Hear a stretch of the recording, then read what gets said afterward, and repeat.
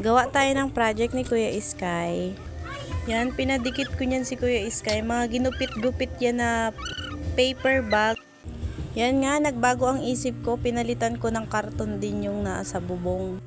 Naggupit-gupit pala ako niyan yan para maging style siya damo.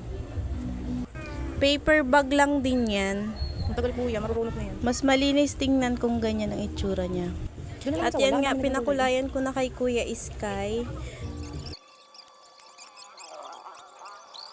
Di ko na nga na-document yung mga pagdikit ko niyang mga tao. Ang hirap mag-video tas nagagawa ka ng ganyan. Yan na, i-shortcut na natin. Nagugupit-gupit ako niyan, gagawin kong bakod. Lahat yan gawang karton. Yang Christmas tree lang pala ang hindi karton. Gawa yan sa plastic bottle.